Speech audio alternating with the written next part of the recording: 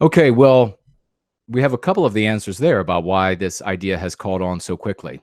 Another reason why it catches on so has caught on so quickly, why so many people get passionate about this idea is because it is really at root, and I don't blame people for this, but at root it is the coward's way out. And these people might throw up their hands and say, "Coward, what do you mean? I'm preparing for bloodshed." Sure you are. Sure. Sure. This idea that there's going to be a civil war or that someone else, or that some act of sabotage is going to overthrow the United States enables folks to sit on their hands and do nothing. And of course, I had some people write when I say this and say, "Oh no, I'm doing something. I'm buying MREs and I'm buying guns and I'm buying ammo." And that is comical. That means you're doing nothing. It also is a form of entertainment. So it enables you to be a coward, and I don't blame you for that. As human beings, we all want the easy way out.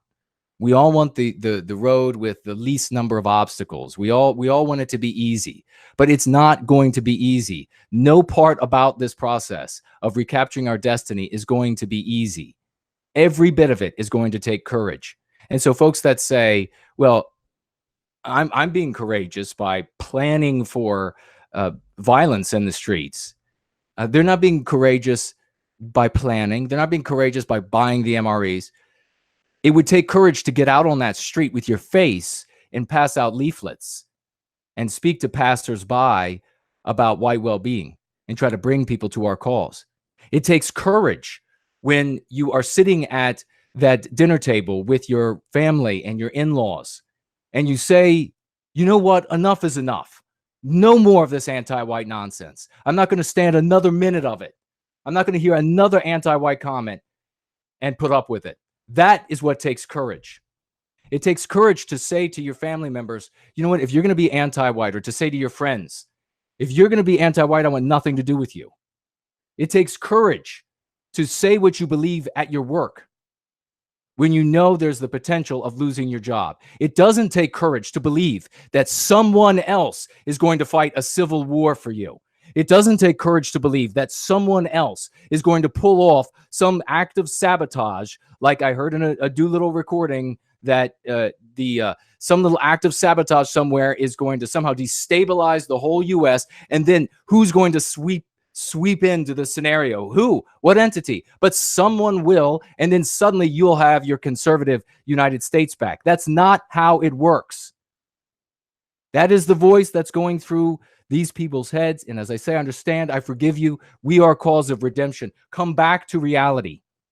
You're going to need courage. Stop looking at the maps about where the Civil War might be fought, in what area of the country it might be fought. Stop with all this childish gaming nonsense. Come back to reality. Get brave. Get online and start speaking the truth of white well-being to friends and family. Get into the public and speak the truth of white well-being with strangers. That takes courage. How many of these people who claim to be so tough and who are girding themselves with munitions and camouflage, how many of them are brave enough to go to the mall and pass out leaflets, or much less go to their library and in secret put leaflets into books for white well-being? How many of them are brave enough to do that? None. They're brave enough to go buy a gun. They're brave enough to go buy a bullet or a box of ammo, which I have myself. I exercise the right of self-defense, but that takes no courage. It takes courage to do what I'm doing now, for people to see my face and see my name out there for what I'm doing. It takes courage for all of you. It takes courage to tell the in-laws that if they're going to be anti-white, you want nothing more to do with them. That's what takes courage. It takes courage to take that youngster aside and tell them the truth about what's going on before they are infected by the mean pathogens. That's what takes truth. But you know what another element of this is? Another element of why this idea of civil war grabs so many people, and so many people have just been enamored and engrossed by this idea, is that it's entertainment.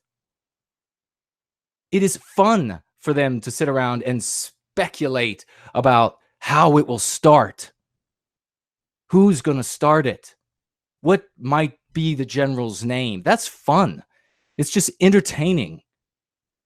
So you are relieved of your responsibility. If you believe in this idea that there's going to be a civil war, you're relieved of the responsibility to be courageous.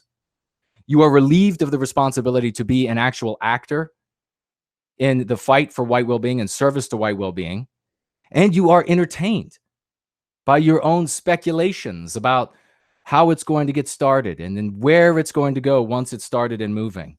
So essentially, belief in an impending civil war is a form of quietism. It is an acceptance of the status quo and a doing of nothing to oppose it. Now, John was saying that, he believes that there's this impending civil war, and the people that follow him who believe it, they all are active. But active doing what? If you really believe that there's going to be a civil war, an impending civil war, 5 to 10 years is what these people are saying. What are the questions that you're going to be posing to yourself? Is it going to be, how do we form a community?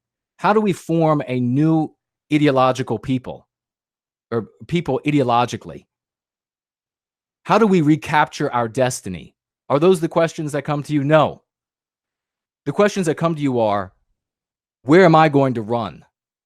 Where, and if you are real, I mean, look, unfortunately, I've been in plenty of fights when I was a younger man. And the guys who talk the biggest about and the loudest about how bad they are at fighting, how much they can sweep the floor with the opposition, those are always the cowards, the wimps. So these people who are talking about where they're going to make their last stand, is that conducive to white well-being? There is no future in a conversation about an impending civil war. There is no future for us. If you really believe that a civil war is impending 5 to 10 years, then it's time for you to get out of the chats, get out of these conversations, and find the other country to which you're going to move to save yourself and your family. There's no reason to continue to demand that others agree with you that there's going to be a civil war. The only thing that makes sense now is to flee, because there is no entity for us to pledge our allegiance to resist the sort of violence that the United States will exact upon any opposition to itself.